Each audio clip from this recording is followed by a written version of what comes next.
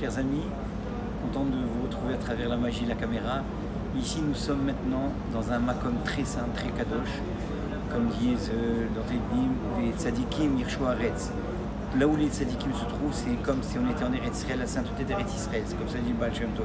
Ici, nous avons le tzioum de Rabbi Meshulam Faish, l'admour de Tosh. Vous savez que la dynastie de Tosh est une grande srassilou de Hongrie.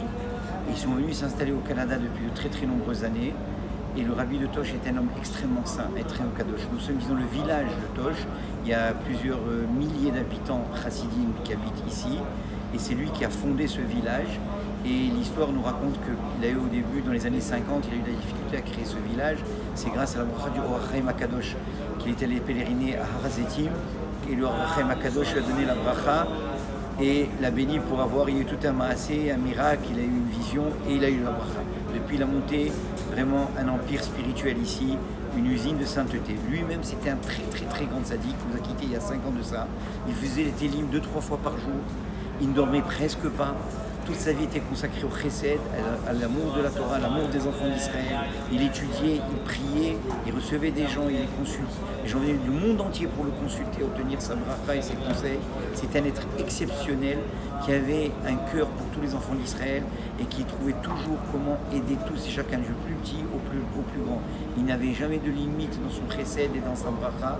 Et quand on invoque maintenant ce jour saint, Bezrat Hashem, tous ceux que Baruch Hashem Sacha a prié aujourd'hui, il a pris vos noms à vous tous, il les a transmis au tzaddik, soyez certains.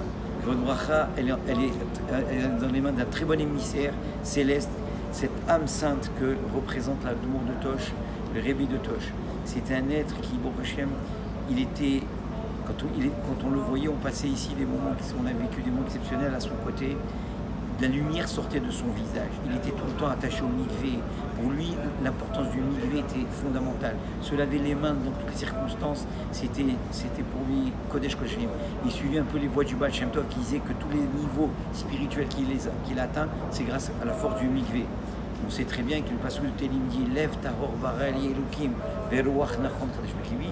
Dieu m'a donné un cœur pur, un esprit saint pour le servir. Et Lev tahor bara, ce sont les premières lettres de ce passage. Ça fait le mot tevel. Tevel veut dire tvila, veut dire purification à travers le mikvé. Donc pour avoir un cœur pur, il faut constamment, Bezrat Hashem, se renforcer dans cette grande mitzvah qu'est le mikvé, aussi bien pour les femmes évidemment, ça va de soi les femmes mariées, mais aussi pour les hommes d'aller régulièrement au mikvé, au moins Erev Shabbat c'est une très grande chose, et les fêtes.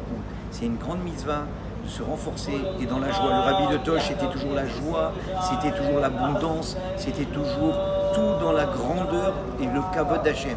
Tout était pour le kavod d'Hachem.